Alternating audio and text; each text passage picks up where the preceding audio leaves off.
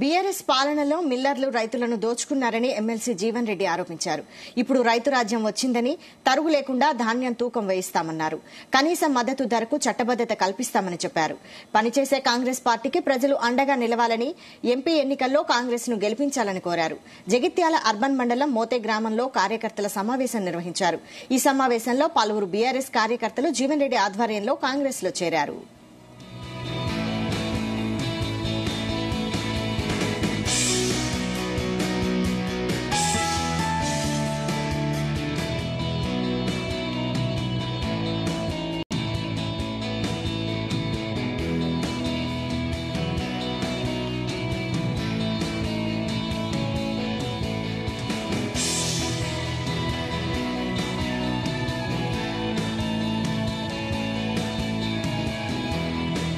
తదుపరి తెలంగాణ రాష్ట్రం ఏర్పాటు కాబట్టము టీఆర్ఎస్ పార్టీ అధికారానికి వచ్చింది.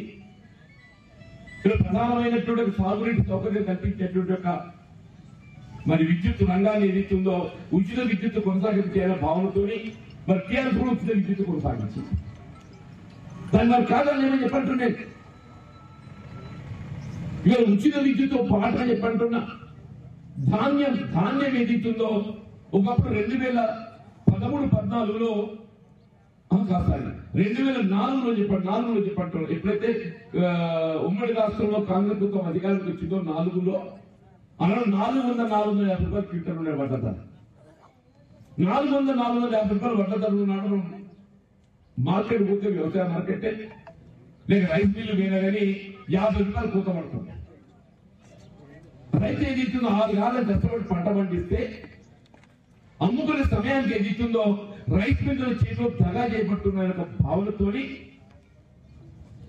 ఇదే వైఎస్ రాజశేఖర గారు చెప్పంటున్నాయి. మనం ఎవరు కూడా అడగలే, ఇది సాధ్యమవుతుందని కూడా భావించలేదు. గ్రామాల వరి ధాన్యం సేకరణ కేంద్రాలు ఏర్పాటు చేసిన ఘనత కాంగ్రెస్ పార్టీ అని చెప్పి ఎవరు అనుకోలేదు, అడగలేదంటున్నాను.